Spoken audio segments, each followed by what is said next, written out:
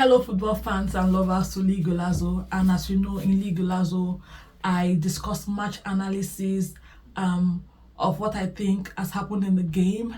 I discuss my own opinion, what I expect to see. I talk about football players and everything that's happened recently in the football space.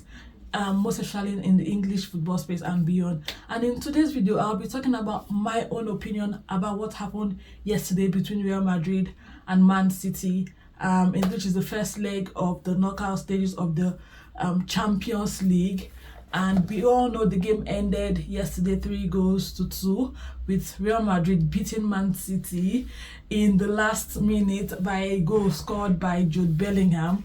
And I would say first, it was a very, very interesting game to watch. It was a very nice game to watch, and everybody gave it their best.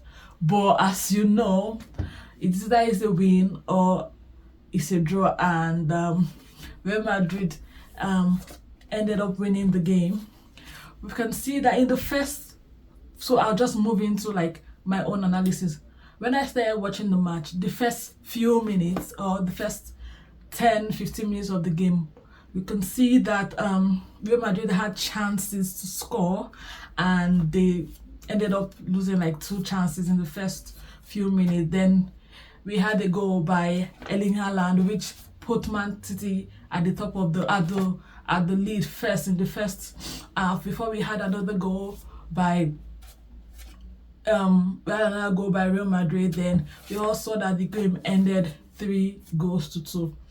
First, I would say that in the first half, Real Madrid had all the chances to had more chances to score and even win the game in the first half. But football is not what it is. You don't know, never happen. Every minute counts in football. And in the first half, Bellingham also missed a very, very, very, very good opportunity to even take the lead for Real Madrid before Haaland going ahead to score the goal. And after Haaland scored the goal, it was just like Man City had the lead and they were going to win. And you know that this was the fifth time Haaland was playing Real Madrid from Man City, and he had never scored. And luckily for him yesterday, he scored 2 goals, which we thought was going to give Man City the lead and win over Real Madrid. But Real Madrid, they are a different club entirely. They have their mentality is very good. Like, even to the last minute, they gave it their best. And I don't know what to say, but I want to say that first, Mbappe's goal was very, very good. Like, his goal was top notch, you know. That's kind of goals you expect to see from world-class player like Mbappe, and of course he didn't disappoint. But I want to move to Man City.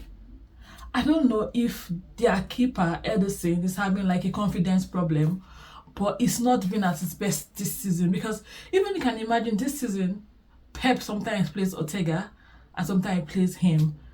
Before now, you know Ederson is number 1, but I don't know if he's lacking in his confidence level, or is something happening to him, or is already declining. But I think he just needs to up his confidence, because all the goals that I would say the second goal that happened, right?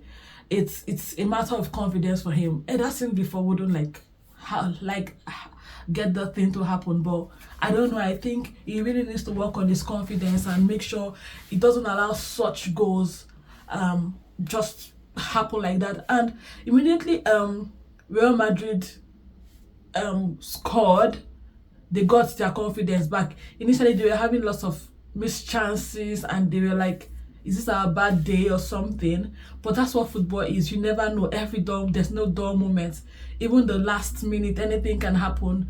And you can see that of 85 minutes, we thought that Man City had won the game, because Man City was having the lead of 2-1 in the 85th minute, until we saw what happened, and the last minute, right? Jude Bellingham scored the last goal. I also want to point the fact that in the first half, Jude Bellingham didn't really play anything, or would I say he was missing in the game, because I didn't even know the first few minutes. I didn't even know he was playing, or I wouldn't have known he was playing if I didn't see the lineup and I didn't see when they started the match, because he was just missing in the first few minutes of the game, but along at the second half he played better, he got his confidence back and he played better, and which was good and gave them the win. And another thing I must say is that I don't know what's happened, but the referee didn't give enough time. In the first half we had different time wasting event that took them to that day, even took so much time, and the referee ended up giving like 3 minutes. I'm like, come on, all the stoppages, all the things that happened in the first half, that's even the second half was even worse, because I expected him to give them more extra time in the second half, because they had like where they had to stop for a while, you know, and but he just gave just 3 or 4 minutes, and I was like, no, because all the things that happened in the game where they even had to stop to check for VAR for almost 4 minutes, and they ended up giving like 4 minutes extra time, like all the stops and everything, you could have given like 5 or 6 minutes, but 4 minutes was too small in my opinion for extra time, for additional time. But it is what it is, and I would say Man City gave their best, but obviously Real Madrid was a better team, and Real Madrid played better, and Real Madrid just showed us that they're world class. I don't know what's happening. Well, would I say I don't know what's happening to Man City? We all know that they've been having a very bad season. This season has been like the worst season for Pep, and I hope he recovers, or they pick up their forms, or I hope they get their confidence back as soon as possible. And I also don't understand why Pep didn't play the guys they bought. You bought players and you did not play them. One thing I've noticed that in this game I realized that Man City missed Kyle Walker, because there are some runs that happened in the defense that Kyle Walker would have done better, you know. But Kyle Walker is gone now. Is past Man City. They just need to do better with the players they have, and I hope that in the second leg of the match, which is at Bernabeu, which we know that is a strong place, is a very hard place to play, with all the fans, all the Real Madrid fans, it's going to be a very tough game for Man City. I'll be surprised if they go ahead to win the knockout, which I know that is going to be hard for them, because we know what Ancelotti said. He said he's going to be in the finals, and we're expecting to see them in the finals as usual, because that's how they've always been. When you have like the group stages, they don't play really well, but somehow they play. At some point you see them being in the finals, and I wouldn't be surprised if it happens again this year, in this year of the Champions League. And at the end of the game, we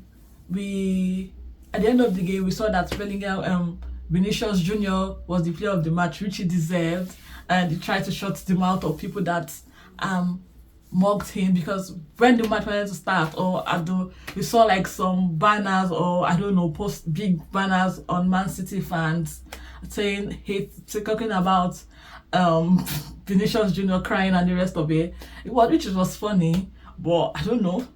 It was funny, but I guess he had the better laugh at the end of the game. I don't know what to expect in the second leg at Bernabeu, but I know definitely it's going to be a very interesting game to watch, because Man City would obviously give it their best. I hope they give it their best and they don't just give in and give it a better fight or a tough fight, so that they can maybe beat Real Madrid. All I know is that the next game, one person is going to we're going to know that one person is going to leave the competition, either Real Madrid or Man City. At the moment, Real Madrid has a upper hand, and it looks like Man City is going to be leaving, but we don't know what to expect. It's football, anything can happen. I just hope for the best for whoever wins.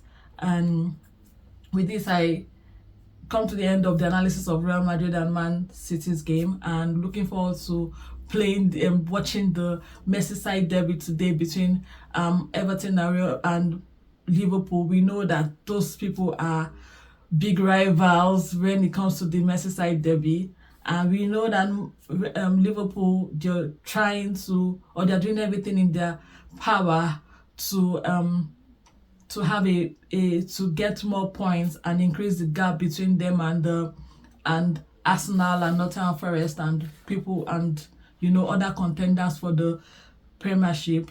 It's a very nice game to watch. I don't know what to expect. I don't know what to predict.